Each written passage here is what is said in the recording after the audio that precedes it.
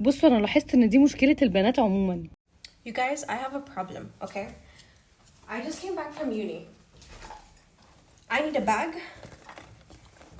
that can handle everything that I put in my bag, okay? Because I carry my iPad, I carry my meds, I put my thingy in for my coffee. انا كنت فاكره نفسي اكتر حد بيشيل حاجات انا بشيل في الشنطه حاجات مش معقوله. يعني ممكن احط في الشنطه جاكيت وبنطلون واحط حاجات غريبه، بس احط كوبايه كوفي بتاعتي لا، واللابتوب اما هو لازم الشنطه تتقطع يعني. I carry cards, I carry my perfume, makeup, notebook, papers, لا كده كتير، كده كتير. keyboard, and so much freaking more. كيبورد يا قادره، يعني انا عديت لك موضوع اللابتوب، لابتوب وحاطه كوبايه كوفي وازازه ميه تبقى معاكي طبيعي، والميك اب، فدول ممكن يقعوا على بعض. انا معايا شنطه اللابتوب بتاعي، لان انا بصراحه من الناس اللي ما بحبش استغنى عن اللابتوب وامشي كده، بالذات لو مشوار طويل لازم يكون معايا اللابتوب، لان انا بستخدمه بشكل يومي وبستخدمه كتير جدا وفي حاجات كتير قوي. فاللابتوب بتاعي دايما لازم يكون معايا، بس ليه شنطته لوحده، لان كده هيتجرح ويعني هيتدمر. I need a bag that can handle everything, and I don't want the with the thin straps. هي هنا بتقول I need a bag that can handle everything. تمام، فهي عايزة شنطة.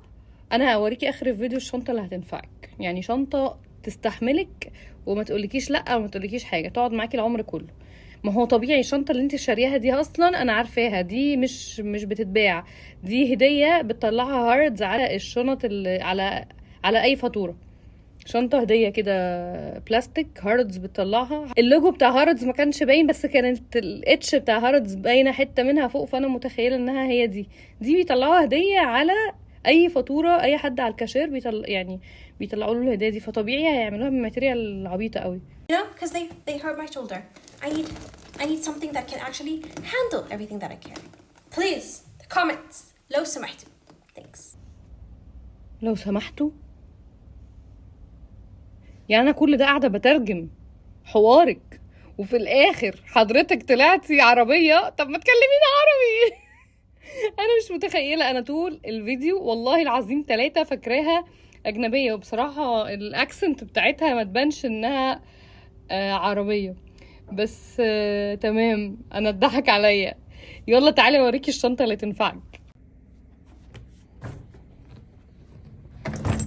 اهي الشنطه اهي، تمام، دي اللي هتنفعك. دي بقى لها معايا ايه، بسم الله ما شاء الله كده، حسبة بتاع 12 سنه، والله العظيم بتاع 12 سنه.